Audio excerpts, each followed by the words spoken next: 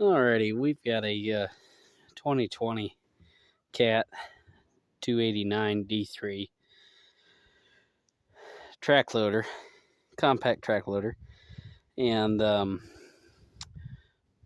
what has happened is this thing quit starting for us and just go click, and it's been doing it a couple of times, but you sackle the key a few times and usually start back up. Well, finally it let's see, today's Friday. Wednesday, it wouldn't start at all. And then all day yesterday, kept trying it off and on. And finally, the very end of the day, it finally started. So we was able to get it up on the trailer, get it home to the shop. And we thought maybe it's a loose connection or something. No. Actually, what happened, I finally got the old starter out. Right in here, I don't know if you can tell what you can see. That's the hot post for the starter, and it has basically it's burned out inside there. So got a new starter. So I've already got in here and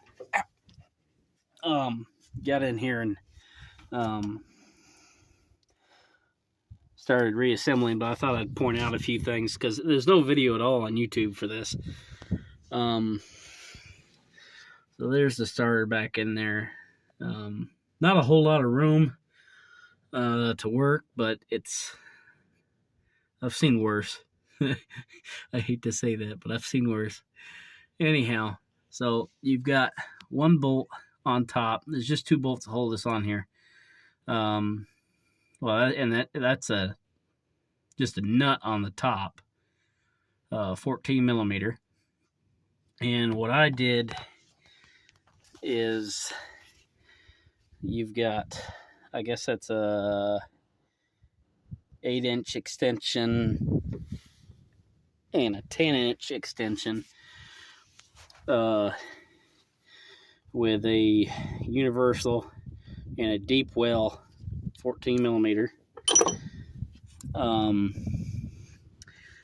And you put your universal with a deep well socket on the 8-inch extension and put it on there back on the nut, and that'll come up to right up in here, right there. And then you can put your other extension on there. Maybe with a breaker bar you could break it loose. They had quite a bit of torque on that nut, so I had to use my 1/2-inch extension. So that's the reason why I used a 10-inch from there. Maybe with a breaker bar, a 6-inch extension would get you. But I used my Milwaukee Impact and popped it right off, and I've just spun it back on there. I don't think I've got it super tight yet, but anyhow, that's that one. The next one, let's see. Yeah, you can see it back there. That is a 15 millimeter, and that's not a nut or a bolt. That's a stud. All right, and the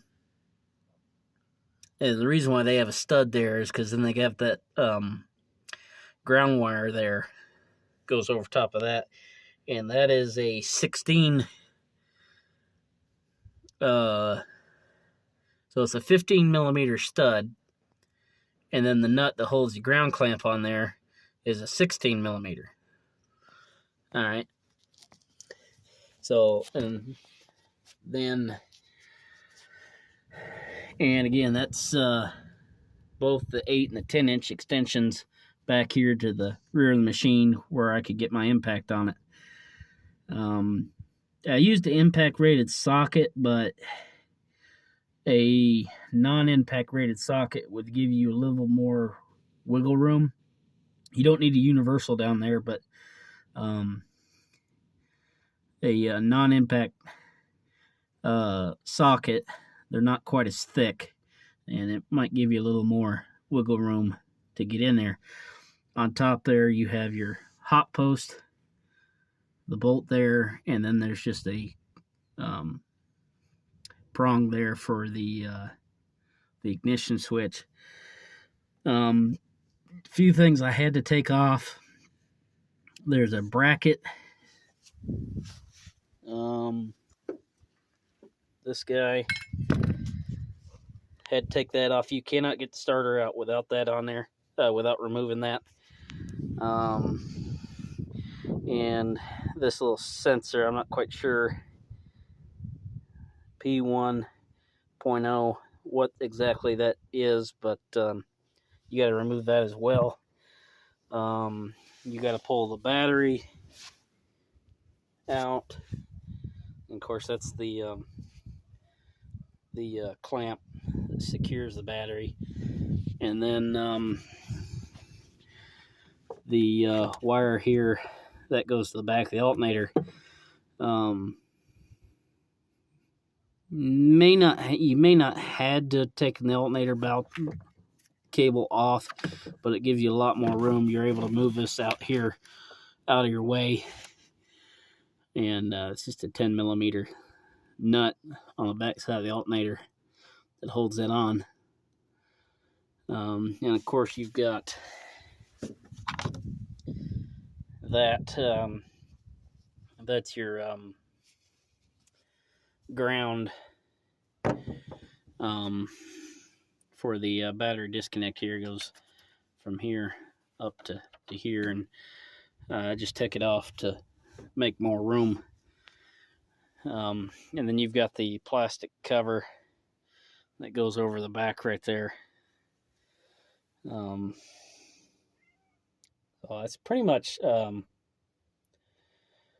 about all there is to it. It is tight, so it's annoying, but you know, I'm sure the Cat mechanics, they're probably a lot faster at it than I am. They do this stuff on a daily basis, but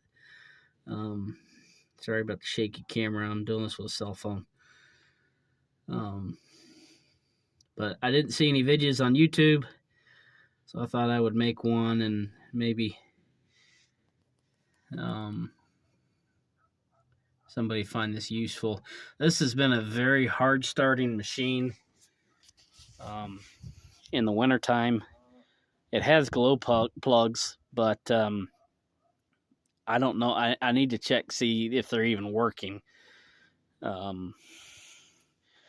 This machine's 3 years old, going on 4, and anytime it gets down below 30 degrees, it's just hard starting. We do have a block heater that threads on right there. You plug that in for 20 minutes and it'll fire right up like it's summertime, but that only works if you got electricity. You know, if you're out on a job site and no power, then you're just out of luck. And I think that's what happened, is just cranking and cranking. We've cooked that starter, and that's all there is to it. That old Traco right there is a 94 model. I think it's a 3126 Cat in that thing. I might be wrong, but anyhow, last winter we had -2 degrees for like 2 days in a row, 2 or 3 days in a row. And that machine's no emissions, no glow plugs, no ether, no nothing. And that fired up first lick. Our 2017 Cat 305, it fired up. Not quite as fast as the old Traco there, but it still fired up. This thing, we had to hook the battery charger to it and the block heater before it would start. And I think with all that cranking over the last 3 years has done in the starter. We've only got like 1,150 hours on this unit. But it is what it is.